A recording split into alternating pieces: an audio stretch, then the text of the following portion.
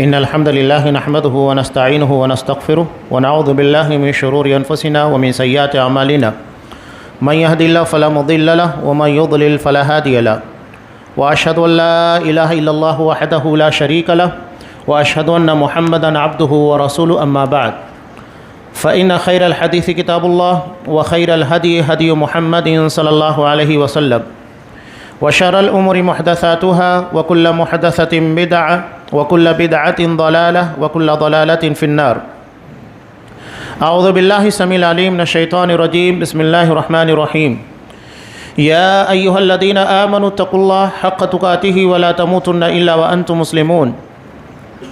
يا أيها الناس اتقوا ربكم الذي خلقكم من نفس واحدة وخلق منها زوجها وبث منهما رجالا كثيرا ونساء واتقوا الله الذي تساءلون به والأرحام إن الله كان عليكم رقيبا. يا أيها الذين آمنوا اتقوا الله وقولوا قولا سديدا يصلح لكم أعمالكم ويغفر لكم ذنوبكم ومن يطع الله ورسوله فقد فاز فوزا عظيما. وقال يا أيها الناس إنا خلقناكم من ذكر وأنثى وجعلناكم شعوبا وقبائل لتعارفوا ان اکرمکم عند اللہ یتقاکم ان اللہ علیم خبیر.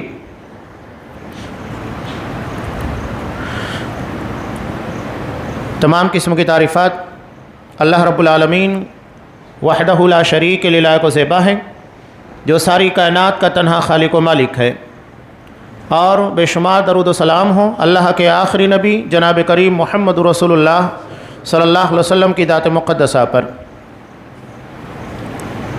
محترم سامعین، عزیز ماں اور بہنوں،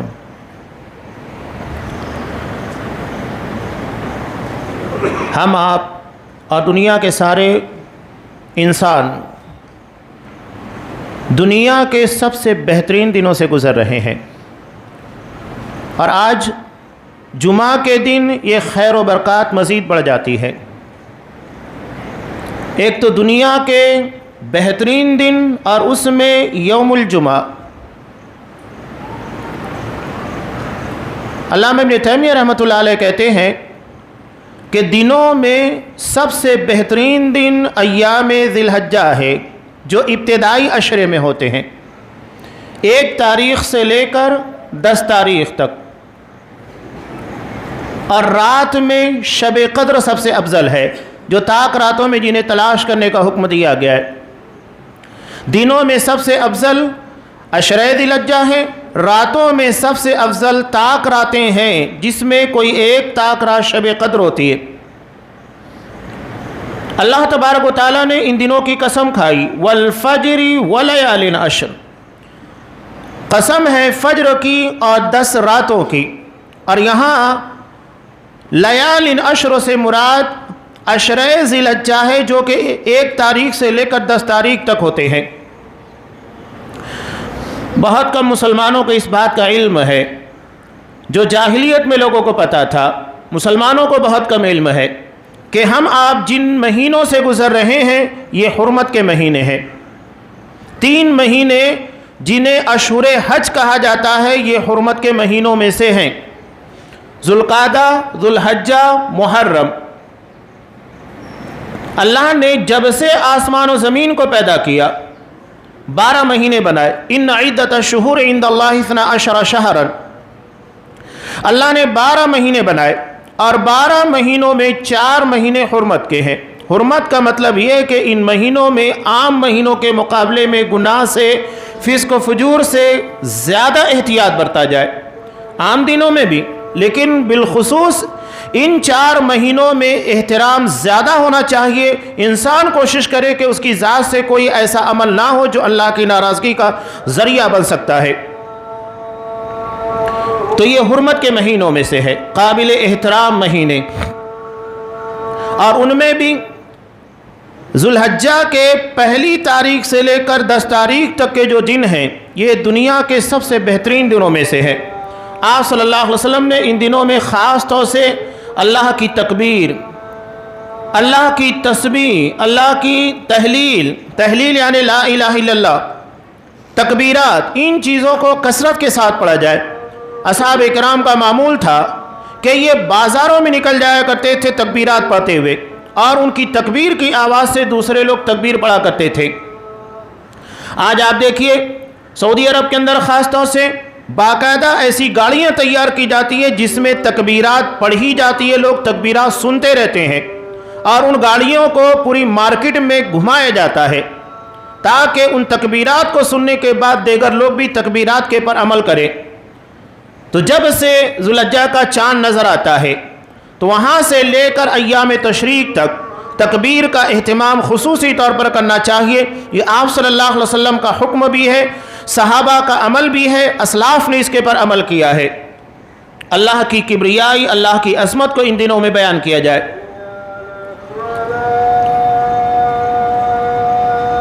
ذو الحجہ میں ایک اہم دن آتا ہے جس کو یوم عرفہ کہا جاتا ہے، جس کے روزے کے تعلق سے نبی کریم صلی اللہ علیہ وسلم نے ارشاد فرمایا کہ یکفر السنۃ الماضیہ والباقیہ، عرفہ کے دن کا روزہ سال گزشتہ اور آنے والے ایک سال کے گناہوں کا کفارہ ہے۔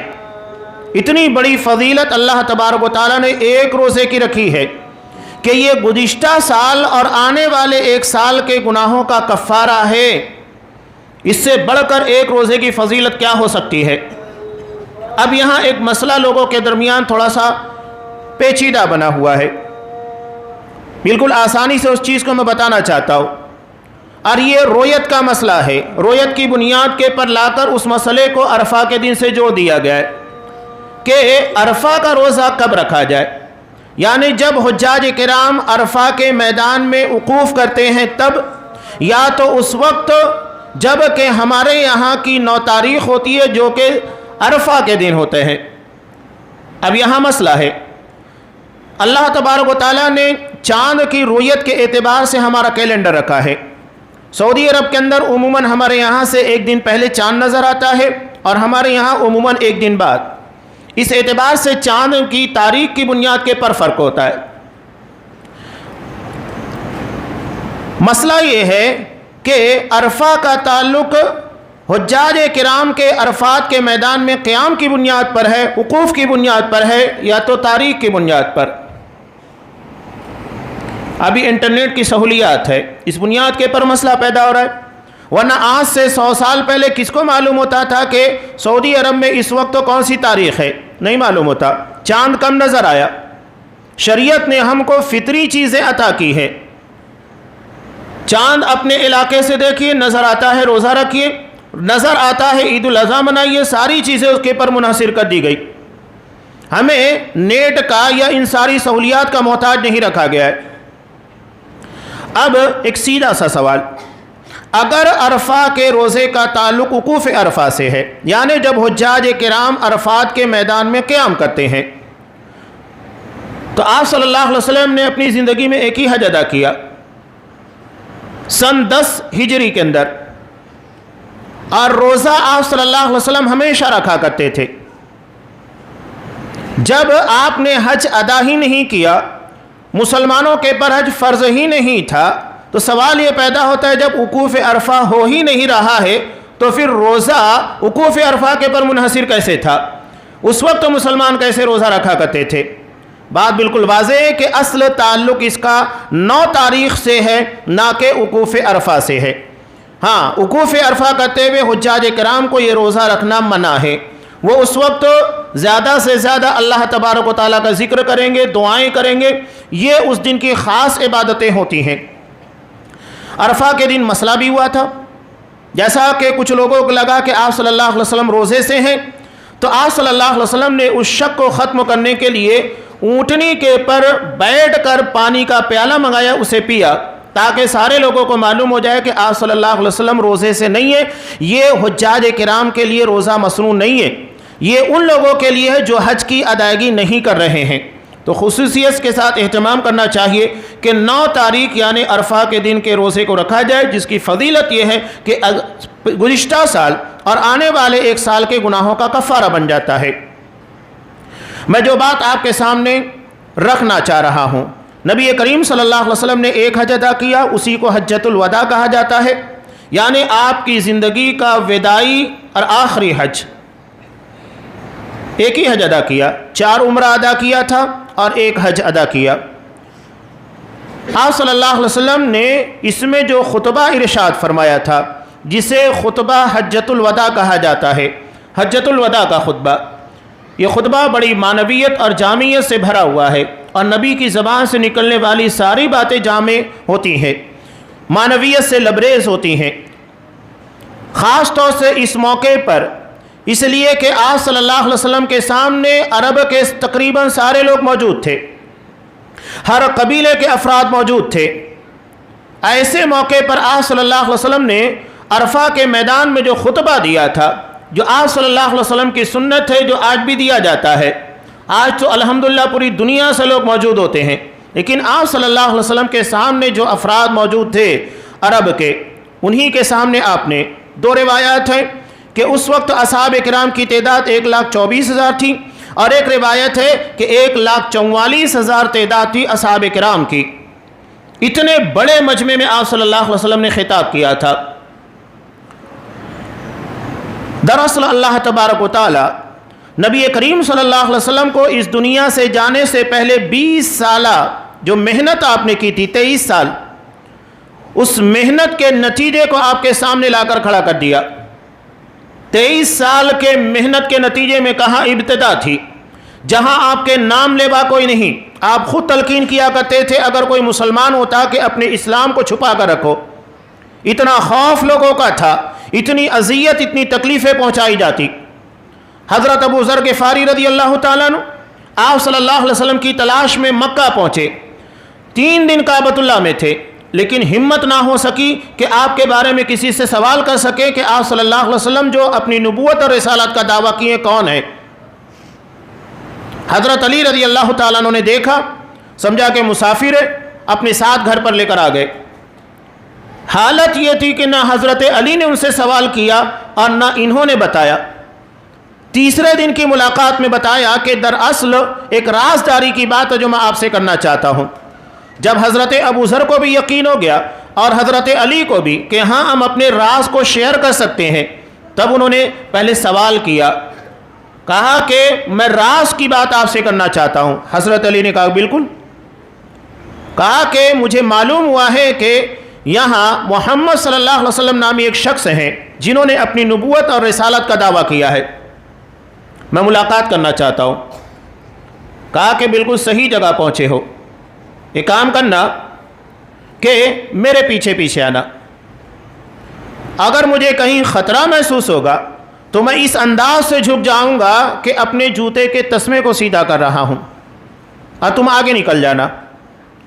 اس طرح آپ صلی اللہ علیہ وسلم کے پاس لے کر گئے، اسلام کو قبول کیا۔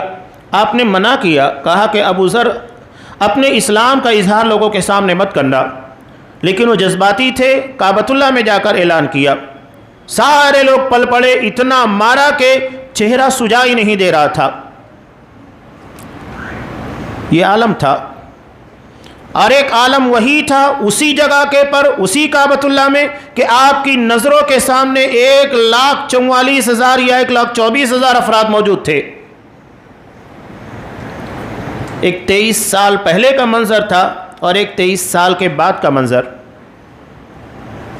آپ صلی اللہ علیہ وسلم پر اسی دوران سورہ اذا جاء نصر اللہ، سورہ نصر، یہ نازل ہوئی، جس میں آپ صلی اللہ علیہ وسلم کو پیغام تھا کہ آپ کا مشن مکمل ہو چکا ہے۔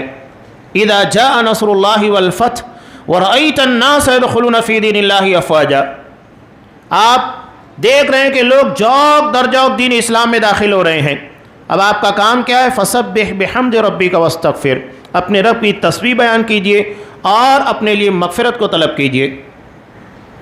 وہ بڑا بخشنے والا اور توبہ کو قبول کرنے والا ہے۔ آپ صلی اللہ علیہ وسلم نے اتنے بڑے مجمع میں جو خطاب کیا تھا، بڑا مختصر لیکن انتہائی جامع خطاب ہے۔ 1,44,000 یا 24,000 کے قریب جو افراد تھے، آپ صلی اللہ علیہ وسلم نے سب سے پہلے جو بات کہی تھی، آپ نے کیا کہا؟ لوگوں میری بات سنو، کیونکہ میں نہیں جانتا شاید اس سال کے بعد اس مقام پر تم سے دوبارہ ملاقات ہو سکے۔ یہ ایک اشارہ تھا کہ اس کے بعد آپ صلی اللہ علیہ وسلم اس دنیا میں نہیں رہیں گے۔ اور اس خطاب کا مقصد بھی ہے کہ جو بات آپ بیان کرنے جا رہے ہیں لوگ غور سے سنیں۔ اگر کوئی بندہ یہ کہنے لگتا ہے کہ ہو سکتا ہے کہ یہ بیماری میری آخری بیماری ہو یا میری زندگی کا آخری لمحہ ہو، تو انسان اس کی بات، اس کے اعمال پر بہت توجہ دیتا ہے۔ اور آپ صلی اللہ علیہ وسلم کا حقیقت میں وہ آخری اور پہلا حج تھا۔ آپ نے پہلے ہی لوگوں کو تنبیہ کر دی، بلکہ حج سے پہلے بھی آپ صلی اللہ علیہ وسلم نے حضرت سعد رضی اللہ تعالیٰ عنہ سے، ایک صحابی جنہیں آپ صلی اللہ علیہ وسلم یمن کی جانب روانہ کر رہے تھے، ان کو کہا تھا کہ ممکن ہے کہ دوبارہ تم جب مدینہ آؤ گے تو مجھ سے ملاقات نہ ہو پائے، بلکہ تم میری قبر کے پاس سے گزرو گے۔ آپ صلی اللہ علیہ وسلم نے اشارہ دے دیا تھا، یہاں پر بھی آپ صلی اللہ علیہ وسلم نے اشارہ دیا کہ اس مقام پر میں اور تم کبھی نہ مل سکے۔ سب سے پہلی چیز آپ صلی اللہ علیہ وسلم نے اس کے بعد جو بیان فرمائی، کہا تمہارا خون، تمہارا مال ایک دوسرے پر اسی طرح حرام ہے جس طرح آج کے دن اور آج کے مہینے اور اس مہینے اور اس شہر کی حرمت۔ سب قابل احترام ہے، مکہ بھی قابل احترام، حدود حرم میں لوگ ہیں، مہینہ بھی حرمت والا ہے، ذوالحجہ کا مہینہ ہے، ہر اعتبار سے حرمت میں گھرے ہوئے لوگ ہیں، قابل احترام جگہ پر۔ سب سے پہلی چیز آپ نے جو بیان کی تھی خون اور مال کے تعلق سے، اس کا سب سے زیادہ احترام ہونا چاہیے۔ اور آج ہم دیکھ رہے ہیں کہ خون اور مال کے تعلق سے لوگ کتنے بکھرے ہوئے ہیں۔ آج دنیا میں قتل و غارت گری، آپ صلی اللہ علیہ وسلم نے قیامت کے قریب جو واقعات بیان کیے تھے اس میں سے یہ بھی کہا تھا کہ یکسر الحرج، کثرت کے ساتھ حرج ہوں گے۔ صحابہ نے کہا کہ اللہ کا رسول یہ حرج کیا ہے؟ آپ صلی اللہ علیہ وسلم نے کہا القتل۔ اور آج آپ دیکھیے آئے دن، بلکہ میں کہتا ہوں کہ آپ جہاں جنگیں چھڑی ہوئی ہیں، اختلافات اس کی بات چھوڑ دیجئے، ہمارے اپنے ملک اپنے شہر کی جب آپ خبریں اٹھائیں گے، آئے دن اخبارات میں آپ کو قتل سے اور ان ساری چیزوں سے منسلک خبریں ملا کرے گی، ایک عام چیز بن چکی ہے۔ اور ان خبروں کو پڑھنے کے بعد لوگوں کو احساس بھی نہیں ہوتا، کیونکہ روزانہ وہ خبریں دیکھ رہے ہیں، مر رہے ہیں۔ ابھی آپ نے دیکھا کہ کورونا کے نام کے پر جو وبا ہے اس کی بنیاد کے پر کتنی لاشیں آپ کو گنگا کے اندر ملی، کتنے لوگوں نے اپنی قریبی رشتہ داروں کی لاشوں کو یوں ہی چھوڑ دیا۔ شمشان گھاٹوں کے اندر آپ کو قطاریں ملی، ایک کے بعد ایک رشتہ دار اپنے مرحومین کے لے کر کھڑے ہیں جو دنیا سے جا چکے ہیں۔ موت کے بعد موت آپ کو نظر آ رہی ہے۔ جو قتل خوریزی ہے وہ ایک الگ باب ہے، وہ چل رہا ہے۔ آج صلی اللہ علیہ وسلم نے ایک بہت پیاری بات کہی اس ضمن میں کہ قاتل کو پتہ نہیں ہوگا کہ میں کیوں مار رہا ہوں، اور نہ مقتول کو پتہ ہوگا کہ مجھے مارا کیوں گیا ہے۔ ماسٹر مائنڈ پیچھے ہوگا۔ آپ کو حیرت ہوگی، جنگ زدہ علاقوں سے مسلمان بچوں کو خریدا جاتا ہے بڑی بڑی رقمیں دے کر، بڑی بڑی رقمیں دے کر۔ اسرائیل اور اس طرح کے جو ممالک ہیں یہ مسلمان بچوں کو خریدتے ہیں۔ اب آپ کو حیرت ہوگی کہ مسلمان بچوں کو اتنی بڑی بڑی رقم دے کر خریدنا کیا مطلب ہے؟ وہ مسلمان بچوں کو ٹرین کرتے ہیں اور دیگر دہشت گردی کے کاموں میں انہی لوگوں کو استعمال کیا جاتا ہے۔ جب آپ ان کا ڈی این اے نکالیں گے، ان کا نام دیکھیں گے، سب مسلمان، صرف وہ نام یوز کرنے کے لیے تاکہ اسلام اور مسلمانوں کو بدنام کیا جائے۔ اور نہ قاتل کو پتا ہے کہ مجھے مارنا کیوں مارنا ہے، کیا جرم ہے اس آدمی کا، اور نہ مقتول کو پتا ہے کہ مجھ کو کیوں مارا گیا، نہیں پتا ہے۔ ابھی بہت سارے واقعات ہندوستان میں جو ہوئے، ممبئی کے واقعات جہاں دہشت گردانہ حملے ہوئے، وہاں قاتل کو بھی پتا نہیں کہ مجھ کو کیوں مارنا ہے، بس ذہن و دماغ میں ایک تصویر اور ایک میسج ڈال دیا جاتا ہے کہ تم کو مارنا ہے۔ اس طرح کی صورتیں، اس طرح کے حلیے جب تمہیں نظر آئے، ان لوگوں کو مار دینا ہے۔ چن چن کر ان لوگوں کو مارا گیا۔ ذہن و دماغ کے اندر برین واشنگ کر کے ساری چیزیں کی جاتی ہے۔ آپ صلی اللہ علیہ وسلم نے اس کو صرف ایک ہی جملے میں کہا تھا، قاتل کو پتہ نہیں ہوگا میں کیوں مار رہا ہوں، نہ مقتول کو پتہ ہوگا کہ میں کیوں مر رہا ہوں۔ نہ قاتل کو پتہ ہے کس جرم میں مارنا ہے، نہ مقتول کو پتہ ہے کہ میرا جرم کیا تھا۔ برین واشنگ انتہائی خطرناک طریقے سے سازشیں رچی جا رہی ہیں۔ یہ عالمی پیمانے کی سازشیں ہیں۔ اور اس کے زیادہ تر اثرات آپ کو ہندوستان کے اندر نظر آئیں گے۔ آپ صلی اللہ علیہ وسلم نے کہا تمہارا خون تمہارا مال ایک دوسرے کے لیے حرام ہے، قابل احترام ہے، ناجائز طور پر نہیں کر سکتے ان چاری چیزوں کو۔ بلکہ آپ صلی اللہ علیہ وسلم نے ایک مومن کے خون کو کعبۃ اللہ سے زیادہ اہمیت دی۔ اگر ایک مومن کے خون کو ناجائز بہایا جاتا ہے، اس کا احترام کعبۃ اللہ سے زیادہ بتایا گیا، اس قدر خون مسلم کو اہمیت دی گئی ہے۔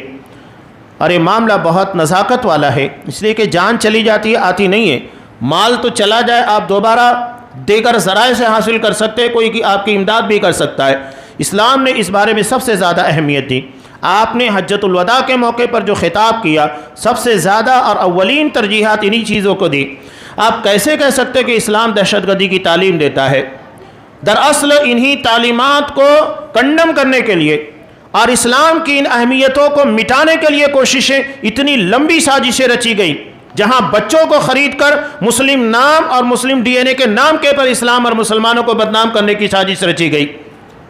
قرآن نے جس کے بارے میں کہا یکسبون الاثم، جو گناہ کو کماتے ہیں، گناہوں کی تجارت کرتے ہیں۔ تاجر پیچھے بیٹھا ہوا ہے، مال جو مارکیٹ میں لوگوں کو صرف وہی نظر آتا ہے، مالک کا پتہ نہیں ہے، جبکہ ان کے ٹرین کرنے والے، تربیت کرنے والے، گمراہ کرنے والے پردے کے پیچھے ہیں۔ آپ صلی اللہ علیہ وسلم نے یہود کے تعلق سے جو اس قدر سختی برتی ہے، بلا وجہ نہیں ہے۔ یہ دنیا کی بدترین اور انتہائی شریر قوم ہے، اور جو بھی ان سے منسلک ہوں گے وہ اسی بدماشی اور اسی شرانگیزی کی ڈگر کے پر چلتے رہیں گے۔ اس کے بعد آپ صلی اللہ علیہ وسلم نے کہا سن لو، جاہلیت کی ہر چیز میرے پاؤں تلے رون دی گئی، یعنی وہ چیزیں جو دور جاہلیت میں تھیں، جسے جاہلیت میں اہمیت دی جاتی تھی۔ میں خاص طور سے خطبہ مسنونہ کے فوراً بعد جس آیت کو میں نے تلاوت کیا تھا، اسلام کا ایک آفاقی پیغام، لوگوں تم سب کے سب آدم کی اولاد ہو، ایک مرد اور ایک عورت سے تم کو پیدا کیا گیا ہے، اور اللہ نے مختلف برادری، مختلف قبیلے میں تمہیں صرف شناخت کے لیے، پہچان کے لیے تبدیل کر دیا ہے، بانٹ دیا ہے۔ یہ جنت میں داخلے کا ذریعہ نہیں ہے۔ بعض لوگ کچھ مخصوص برادری کے بارے میں کہتے ہیں کہ تو پشتے ہی جنتی ہیں۔ اگر پشتے جنتی ہیں تو نبی کے ماں باپ جہنم میں کبھی نہ جاتے، ابو لہب کے بارے میں پوری ایک سورہ نازل نہ ہوتی، اور ابو طالب جنہوں نے 10 سال تک نبی کی حمایت کی، ان کے بارے میں قرآن منع نہیں کرتا کہ انک لا تہدی من احببت، آپ جسے محبوب رکھے اسے ہدایت نہیں دے سکتے۔ دراصل جنت کا معاملہ ایمان، عقیدے اور اعمال کی بنیاد پر ہے، نسلوں اور برادری کے نام کے پر نہیں ہے۔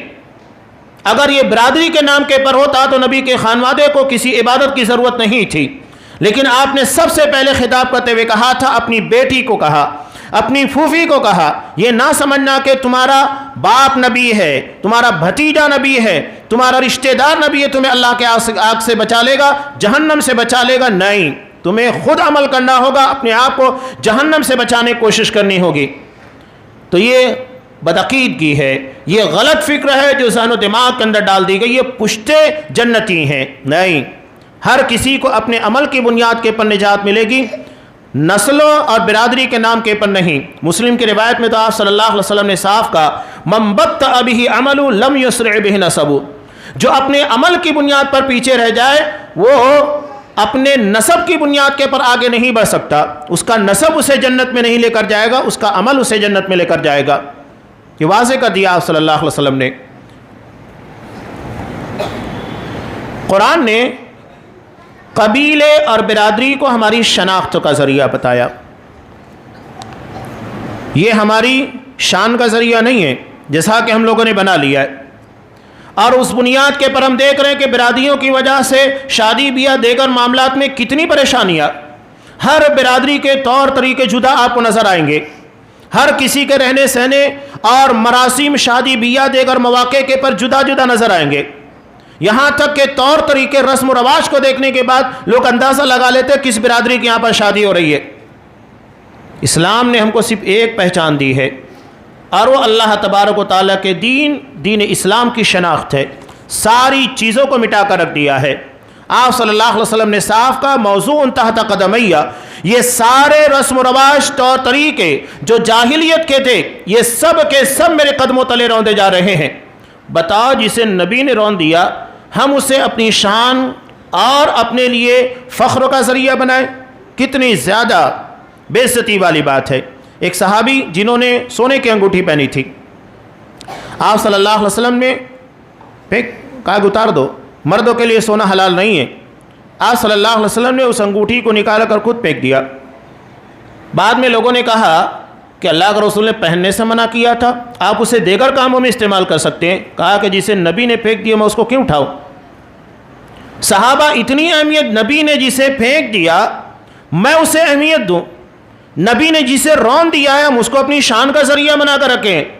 اور ایک پیاری سی بات ہے، عید قربہ کا موسم بھی ہے، جانور دیکھتے ہیں تو لوگ نسلیں دیکھتے ہیں، بکرا کس نسل کا ہے، بڑا جانور کس نسل کا ہے، تو جانوروں کی نسلیں دیکھی جاتی ہیں، انسانوں کی نہیں۔ انسانوں کی صرف پہچان ان کا اخلاق، ان کا ایمان، ان کا عقیدہ ہے۔ آپ صلی اللہ علیہ وسلم نے رشتہ داری کی بنیاد کن چیزوں کے پر رکھی ہے؟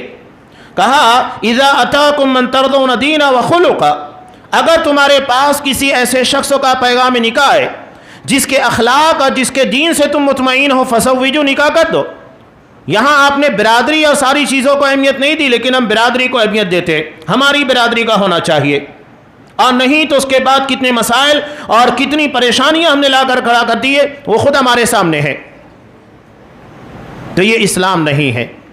آپ صلی اللہ علیہ وسلم نے ان چیزوں کو رون کر رکھ دیا۔ جاہلیت کے خون بھی ختم کر دیے گئے، یعنی جن لوگوں کا قتل جاہلیت میں کر دیا گیا اب اس کا انتقام اسلام میں نہیں لیا جائے گا۔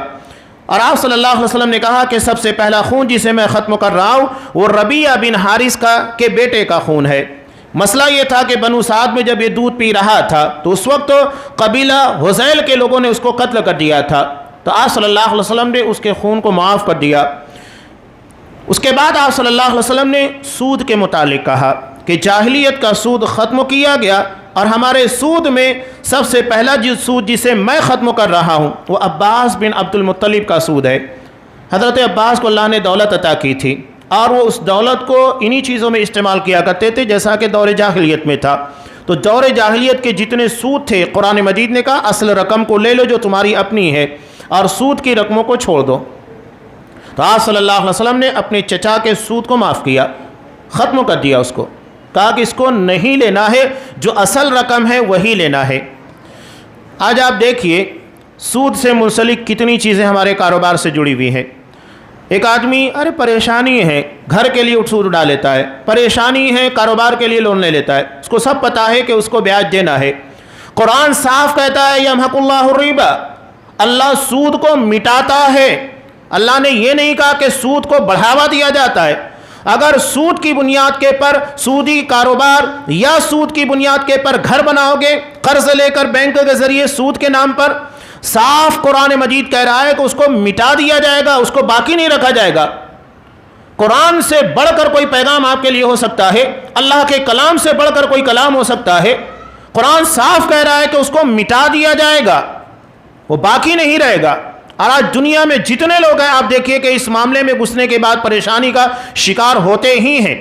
قرآن کا وعدہ ہے، اپنی جگہ پر سچا ہے، اور مسلمانوں کے لیے پیغام اور زیادہ اہمیت رکھتا ہے کہ پتہ ہے آپ صلی اللہ علیہ وسلم نے سود کے بارے میں جو باتیں بیان کی، طبرانی کی صرف ایک ہی روایت ہمارے رونگٹے کھڑے کر دینے کے لیے کافی ہونی چاہیے۔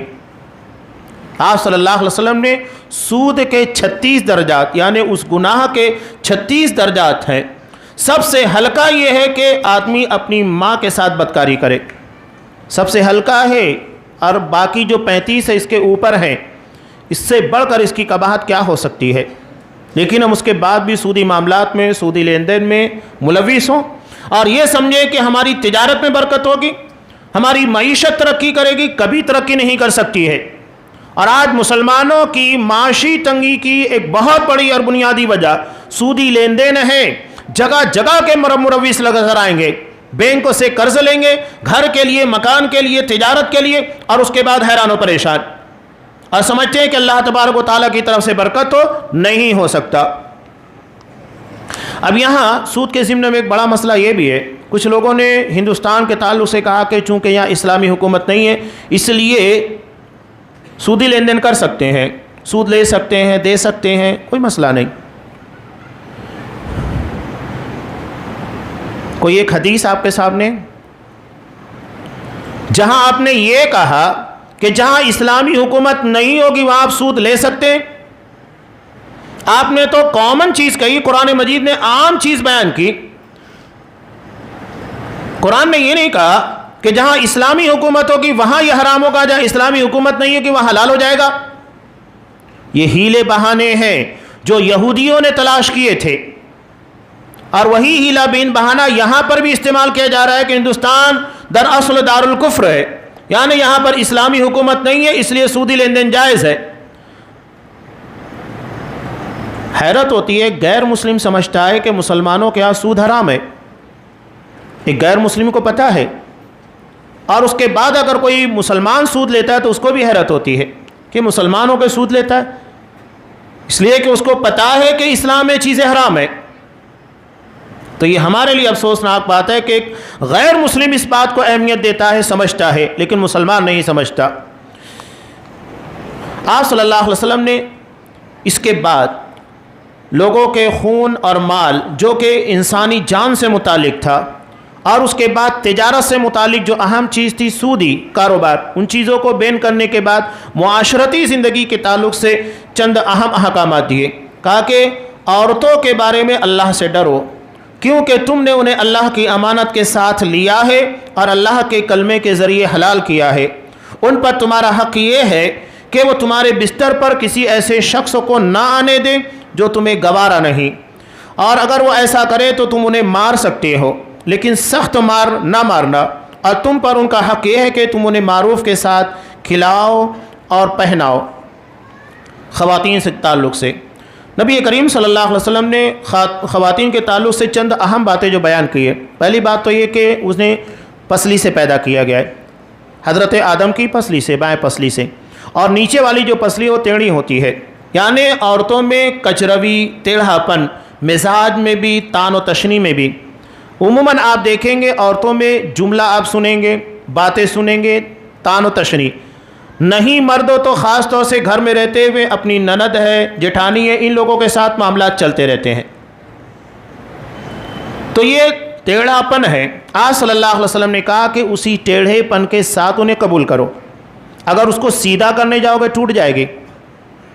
تو اللہ نے ہمارے اندر تقویت دی ہے، صبر اور تحمل عطا کیا ہے، تو پھر ہمارا کام یہ ہوتا ہے کہ ہم صبر اور تحمل کا، برداشت کا مظاہرہ کریں۔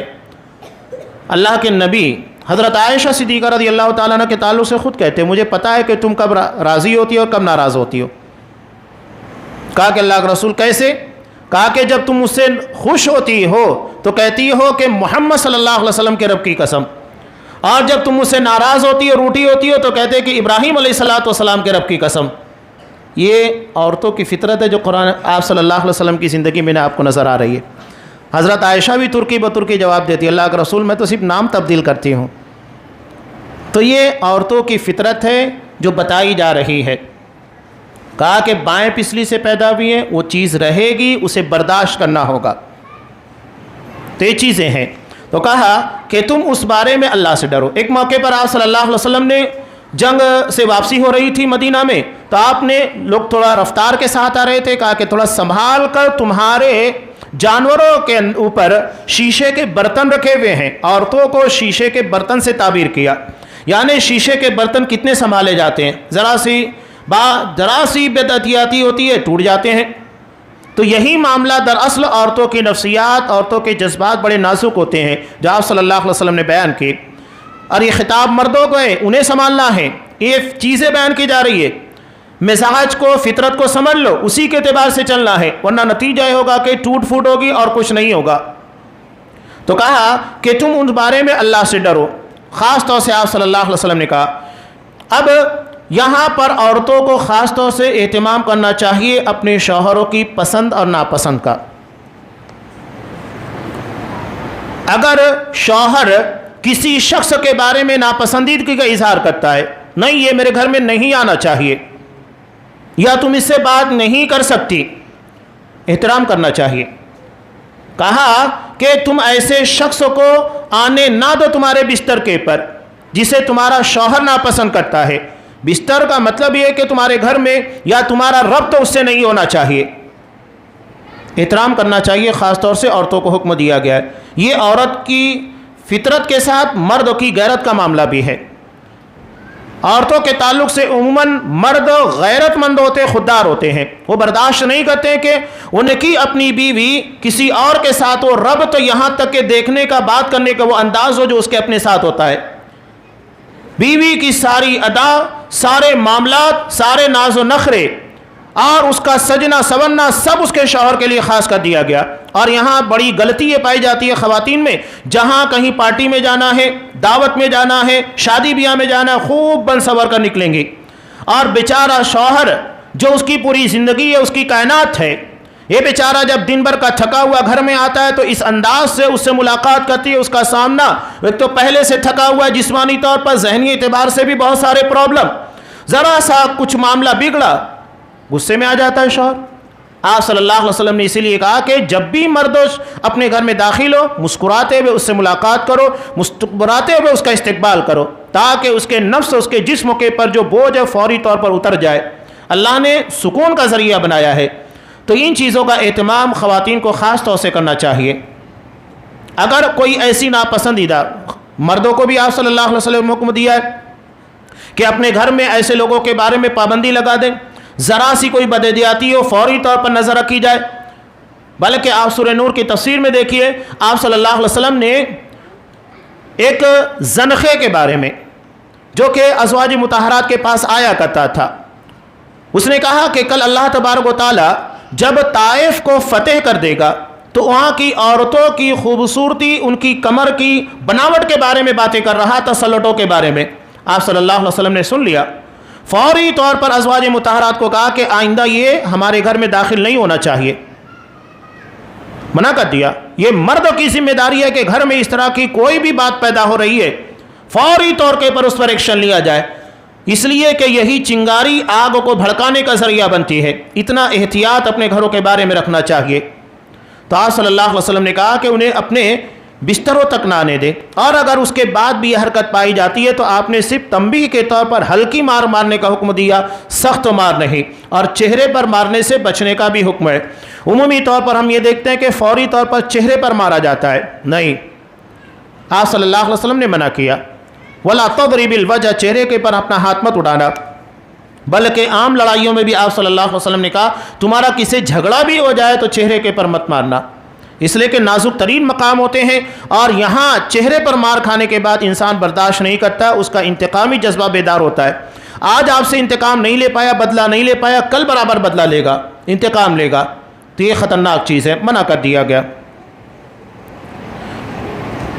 اور مرد کی ذمہ داری کیا دی گئی؟ کھانا کھلانے اور پہنانے، رہنے سہنے کے جو چیزیں ہیں، یہ مرد کی ذمہ داری ہے. اور اسی سے واضح ہوتا ہے، ہمارے یہاں ایک عجیب و غریب مزاج ہے، بلکہ ہر علاقے کے اندر جدا جدا ہے. شادی سے پہلے لڑکی والوں سے ڈیمانڈ کیا جاتا ہے 5 لاکھ 10 لاکھ روپے تک کا. یہاں پر بھی مراٹھواڑے کے اندر ہنڈے کے نام کے پر، جو کہ ہندوانہ رسم ہے، مسلمانوں کی نہیں ہے، ہندوانہ رسم کو فالو کرتے ہوئے باقاعدہ لڑکیوں کے پر بوجھ بن جاتے. عرب میں جس کے پاس بچیاں زیادہ ہوتی ہیں اتنا خوش ہوتا ہے کہ لڑکا خوش شادی کرے گا، شادی کرنے کے بعد بڑی مہر ملتی ہے رقم میں، بچی اس رقم کو سیدھے اپنے باپ کے حوالے کر دیتی ہے. وہ خوش ہوتے ہیں کہ بچیاں پیدا ہونے کے بعد ہماری طرح ماتھے پر سلوٹیں، فکر نہیں پیدا ہوتی. انہیں پتہ ہے کہ ساری فکر سے آزاد کرنے والی ہیں. اسلام نے ہم کو وہی مزاج دیا، لیکن ہم نے اسلام کو چھوڑ کر غیروں کو فالو کرنا شروع کیا، مسائل ہمارے یہاں پر پیدا ہونے لگے. اسلام نے طلاق کا بھی ایک نظم رکھا ہے، لوگ اس کو معیوب سمجھتے ہیں. ٹھیک ہے، میاں بیوی کے درمیان اگر آخری حد یہ ہوتی ہے کہ نہیں بن پا رہی ہے، راستہ رکھا ہے کہ بیوی خلا کرا لے اور شوہر طلاق دے دے، دونوں کو اختیارات دیے. اس کا فائدہ یہ ہوتا ہے کہ بہوؤں کو گھر میں جلایا نہیں جاتا. جہاں پر یہ مزاج بنا لیا گیا ہے کہ نہیں، شادی کے بعد اب وہاں سے تمہارا جنازہ ہی نکلے گا، تمہاری ارتھی ہی اٹھے گی، اس کا مطلب ہی وہی ہوتا ہے. اسلام نے راستے بنا کر رکھے ہیں، ہو سکتا ہے کہ میاں بیوی کے درمیان نہ بن سکے، تو جان لینا، جلا ڈالنا، مار ڈالنا، اس سے بہتر یہ کہ ایک راستہ نکال دیا گیا تاکہ دونوں اپنی زندگی میں خوش ہو جائے، دونوں کے راستے علیحدہ ہو جائے۔ تو طلاق یہ ناپسندیدہ نہیں ہے۔ ایک ضعیف روایت کی بنیاد کے پر لوگ کہتے ہیں کہ ابغض الحلال الی اللہ الطلاق، کہ اللہ کے نزدیک حلال چیزوں میں سب سے زیادہ ناپسندیدہ طلاق ہے۔ اللہ ایک چیز کو ناپسند کرے اس کو حلال بھی بنائے گا؟ ضعیف روایت ہے، ثابت نہیں اللہ کے رسول صلی اللہ علیہ وسلم سے، لوگ بیان کرتے رہتے ہیں بس۔ وہ دراصل ایک شدت اور نفسیاتی طور پر پریشانی کے ماحول سے نکلنے کا ذریعہ ہے۔ یہ دراصل ہمارے لیے راحت کا سامان ہے۔ اگر نہیں بن پا رہی ہے تو اپنا معاملہ جدا کر لیا جائے۔ ان چیزوں کے بعد آپ صلی اللہ علیہ وسلم نے خاص طور سے مقام نبوت کی اہمیت کو بیان کیا، کہا کہ لوگوں یاد رکھو میرے بعد کوئی نبی نہیں، میں آخری نبی ہوں۔ اب یہ حضرت عیسیٰ علیہ السلام کے تعلق سے جو روایتیں آتی ہیں، مسلم وغیرہ تواتر کے ساتھ روایتیں ہیں کہ وہ قرب قیامت اس دنیا میں دوبارہ آئیں گے۔ یہ اہل سنت والجماعت کا عقیدہ بھی ہے، حدیث سے ثابت بھی ہے۔ کچھ لوگ بلا وجہ اپنی عقلیات کی بنیاد پر رد کرتے ہیں، جبکہ وہ سب فضول باتیں ہیں۔ یہ برحق ہیں، وہ آئیں گے، دجال کا خاتمہ کریں گے، سب اپنی جگہ پر برحق ہے اور سب پر ہمارا ایمان ہے، اور اگر کوئی ان چیزوں کے پر ایمان نہیں رکھتا تو ہم اس کو مومن نہیں مانتے۔ حضرت عیسیٰ علیہ السلام کا وہ زمانہ نبوت کا نہیں ہوگا، اس لیے کہ آپ کے بعد قیامت تک کا جو زمانہ ہے وہ آپ صلی اللہ علیہ وسلم کی نبوت کا ہے۔ حضرت عیسیٰ علیہ السلام بحیثیت امتی آئیں گے، نبی کے نہیں۔ ان کی نبوت کا زمانہ ختم ہو چکا ہے، وہ نبی ہوں گے لیکن ان کی حیثیت امتی کی ہوگی، آپ صلی اللہ علیہ وسلم کے امتی ہوں گے، تو نبی کی حیثیت سے نہیں۔ اور ان کے زمانے کے تعلق سے آپ صلی اللہ علیہ وسلم نے خود کہا فَيَهْلِكَ اللَّهُ فِي زَمَانِ أَلْمِلَ لَكُ اللَّهُ إِلَّا الْإِسْلَامِ، اللہ ان کے زمانے میں اسلام کے علاوہ ساری ملت، سارے فرقے سب ختم کر دے گا، سارے مذاہب ختم ہو چکے ہوں گے، صرف اسلام باقی رہے گا جو آپ صلی اللہ علیہ وسلم لے کر آئے ہیں۔ اس کے بعد آپ صلی اللہ علیہ وسلم نے کہا اپنے رب کی عبادت کرنا، 5 وقتہ نماز ادا کرنا، رمضان کے روزے رکھنا، خوشی خوشی اپنے مال کی زکوٰۃ دینا، اپنے پروردگار کے گھر کا حج ادا کرنا، اور اپنے حکمرانوں کی اطاعت کرنا۔ اس ضمن میں بہت اہم باتیں ہیں، ایک تفصیل طلب موضوع ہے اپنے حکمرانوں کی اطاعت و فرمانبرداری۔ خاص طور سے آج کا جو خارجی فکروں کے پر چلنے والا طبقہ ہے، یہ اسی چیز کو استعمال کرتے ہوئے آج امت مسلمہ کی تباہی کا ذریعہ بنا ہوا ہے۔ آپ صلی اللہ علیہ وسلم نے خروج سے منع کیا، مسلم حکمرانوں کے تعلق سے خاص طور سے کہا گیا ہے، یہاں تک کہ کئی روایتوں میں اگر تمہارا مال لے، تم پر ظلم بھی کرے، لیکن اطاعت کے باہر نہیں نکلنا ہے۔ مسلمانوں کی اجتماعیت کو توڑنے والا عمل منع کر دیا مسلم حکمرانوں کے خلاف۔ لیکن آج آپ دیکھیے ان کی تلواریں، ان کی زبان صرف مسلم حکمرانوں کے خلاف، یہ کبھی کفار اور مشرکین سے نہیں لڑیں گے۔ پوری تاریخ آپ دیکھیے، داعش اور یہ ساری چیزیں اسی سے اٹی پڑی ہیں، اور اس فکر کے جو بھی حاملین، جو بھی متاثرین ہیں، ان کی بھی فکر اسی طرح کی ہے۔ یہ دراصل قرآن و حدیث سے دوری، اسلامی فکر کو صحیح طور پر نہ سمجھنے کا نتیجہ ہے۔ آپ نے کیا کہا؟ خاص طور سے کہا مسلم حکمرانوں کی اطاعت کرنا، ایسا کرو گے تو اپنے پروردگار کی جنت میں داخل ہو جاؤ گے۔ آج آپ دیکھ لیجئے لیبیا کا کیا حال ہے، بڑے بڑے سبز باغ دکھائے گئے، بڑے بڑے نعرے لگائے گئے، کیا نتیجہ ہوا؟ سب سامنے ہے۔ ایک مستقل باب ہے، میں اس کے پر تفصیل کبھی رہی تو میں بیان کروں گا انشاءاللہ۔ اور آج خاص طور سے اس موضوع کی زیادہ اہمیت ہے، جو لوگوں کو ذہنی طور سے، فکری طور پر گمراہ کرنے کی کوشش کی جا رہی ہے۔ قرآن نے ایک بہت پیاری دعا سکھائی ہے، ربنا لا تزغ قلوبنا بعد اذ ہدیتنا، پروردگار ہمارے دلوں کو ہدایت کے ملنے کے بعد گمراہ نہ کرنا۔ آپ مسلمان ہو کر گمراہ ہو، بہت بڑی بدنصیبی کی بات ہے۔ اپنے آپ کو مسلمان بھی کہیں، اس کے بعد گمراہ بھی ہیں، کتنے افسوس کی بات ہے۔ دعا بتائی گئی، ہدایت کے بعد گمراہی، ٹیڑھا پن نہیں۔ زیغ کہتے ہیں آدمی صحیح راستے سے چلتے ہوئے بھٹک، ایسا نہیں ہے کہ وہ چلنا چھوڑ دیتا ہے، وہ چلتا ہے لیکن صحیح راستہ چھوڑ کر غلط راستے کے پر، اس کی محنت بند نہیں ہوتی، اس کا چلنا بند نہیں ہوتا ہے۔ بس شیطان کیا کرتا ہے، صراط مستقیم سے پگڈنڈی نکال کر اس راستے پر چلا دیتا ہے، وہ اپنی منزل سے بھٹک جاتا ہے۔ اس کے بعد آپ صلی اللہ علیہ وسلم نے اپنی 23 سالہ زندگی کے بارے میں گواہی طلب کی، حالانکہ اللہ تبارک و تعالیٰ ان ساری چیزوں کا گواہ ہے، لیکن امت مسلمہ کو آپ نے گواہ بنایا، کہا کہ میرے بارے میں تم سے پوچھا جائے گا کیا کہو گے؟ صحابہ نے شہادت دی اور گواہی دی کہ آپ نے تبلیغ کا حق ادا کر دیا، پیغام کو پہنچا دیا اور خیرخواہی کا حق ادا کیا۔ آپ نے خود کہا وَأَنَا آخِذٌ بِحُجَزِكُمْ عَنِ النَّارِ وَأَنْتُمْ تَقْتَحِمُونَ فِيهَا، میں تمہاری کمر پکڑ پکڑ کر جہنم کی آگ سے روکنے کی کوشش کر رہا ہوں اور تم ہو کہ اسی میں گرتے چلے جا رہے ہو۔ اس سے بڑھ کر آپ صلی اللہ علیہ وسلم کی محنت اور کاوش کیا ہو سکتی ہے؟ میں صرف ایک ہی چیز کہوں، آج جن لوگوں نے طائف کو دیکھا ہے، جب آپ مکہ سے طائف جانے لگے، اب تو الحمدللہ راستے ہیں، لیکن ان پہاڑیوں کو صرف دیکھ لیجئے، جن پہاڑیوں کو آپ صلی اللہ علیہ وسلم نے پیدل سفر کیا تھا، پیدل طے کیا تھا حضرت زید بن حارثہ رضی اللہ تعالیٰ عنہ کی معیت میں، اتنا لمبا سفر تھا، کئی دنوں پر مشتمل۔ آپ ایک دن سفر نہیں کر پائیں گے۔ آپ صلی اللہ علیہ وسلم نے اس وقت کے دور میں جہاں کوئی سہولیت نہیں تھی، کئی دن کا سفر طے کرنے کے بعد طائف گئے، اور وہاں جانے کے بعد کیا نتیجہ نکلا آپ کے سامنے؟ پتھروں سے مارا گیا، ذہنی طور پر ٹارچر کیا گیا، گالیاں دی گئیں، یہ نتیجہ نکلا۔ لہو لہان تھے اور اسی حالت میں واپس آئے۔ صرف ان پہاڑیوں کو آپ دیکھ لیں گے تو دنگ رہ جائیں کہ ان پہاڑیوں کو نبی نے کیسے پار کیا ہوگا، صرف حضرت زید بن حارثہ رضی اللہ تعالیٰ۔ اور جب مکہ واپس آئے تو کوئی پناہ دینے والا نہیں تھا، کئی لوگوں کے پاس پیغام بھیجا کہ تم اپنی پناہ میں مجھے مکہ کے اندر داخل کرو۔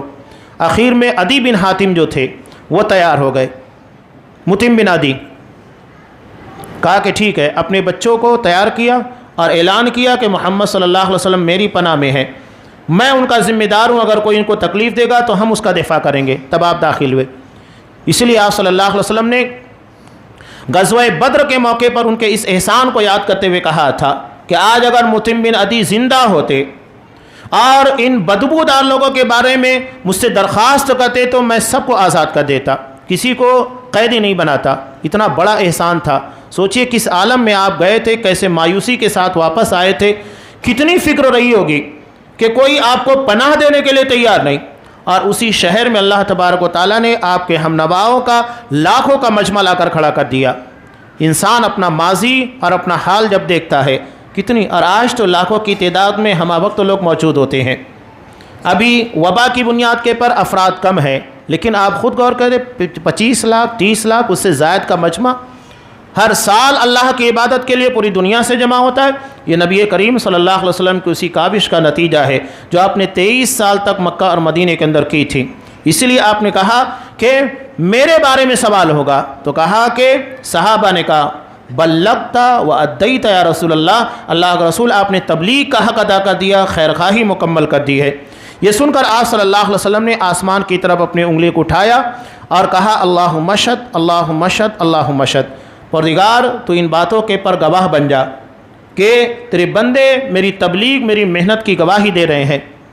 یہ آپ صلی اللہ علیہ وسلم کا اختصار کے ساتھ خطبہ تھا جو آپ نے حجۃ الوداع کے موقع پر دیا تھا، جس میں آپ دیکھ رہے ہیں کہ اسلام میں خون مال کی حرمت، تجارت اور معیشت میں جو خرابیاں ہو سکتی تھی اس کا بنیادی پارٹ سود کے ذریعے شروع ہوتا ہے۔ اس کے بارے میں انسانوں میں عورت ذات جو کمزور ہوتی ہے اور ہماری زندگی کا حصہ ہے، اس کے بغیر ہم جی نہیں سکتے، ان کے بارے میں خاص طور سے وصیت کی۔